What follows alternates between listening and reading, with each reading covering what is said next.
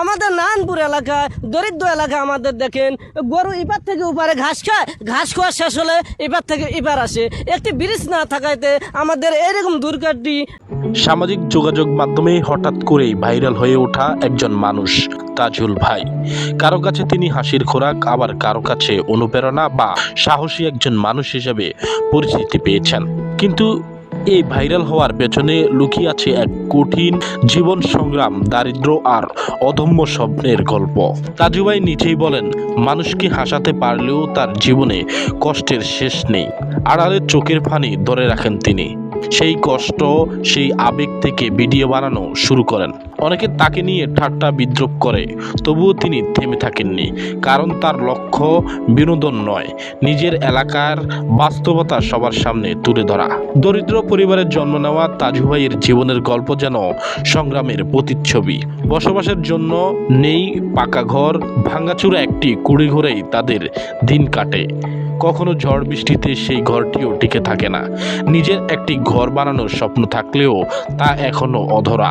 তবুও আশা ছাড়েননি তিনি। বিশ্বাস করেন সবই সৃষ্টিকর্তার ইচ্ছা। তাজু বলেন, আমার ৮ জনের সংসার, বাবা মা অসুস্থ, শ্রবণ প্রতিবন্ধী।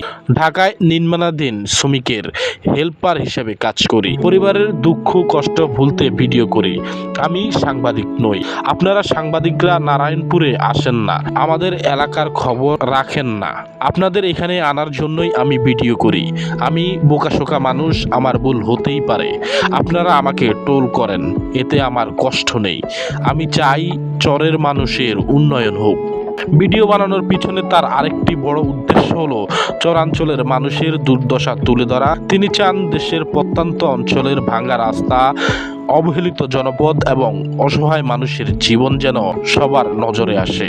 তার ভাষায়, মানুষ খুশি থাকলে আমিও খুশি। তাজু ভাইয়ের কথাবার্তা হয়তো গোছানো নয়, কখনো এলোমেলো, কিন্তু সে সরলতা আছে এক ধরনের আন্তরিকতা, যা দর্শকের মনে দাগ কেটেছে।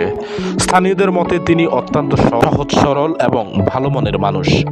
ছোটবেলা থেকেই দারিদ্র্যের সঙ্গে লড়াই করে বড় হয়েছেন। তার মা অন্যের বাড়িতে কাজ করে সংসার চালাতেন। পরবর্তীতে তাজু নিজেও জীবিকার সন্ধানে ঢাকায় গিয়ে ছোটখাটো কাজ করছেন। বর্তমানে ভাইরাল হওয়ার পরেও নিজেকে বদলাননি তিনি। সমালোচনা কিংবা ট্রল কোনোটিই তাকে দমাতে পারেনি, বরং তিনি একাধারে নিজের স্বপ্ন পূরণের পথ হিসেবে দেখছেন। তিনি আশা করেন একদিন দেশের দায়িত্বশীল ব্যক্তিরা চরাঞ্চলের উন্নয়নে এগিয়ে আসবেন। নাগে শুরু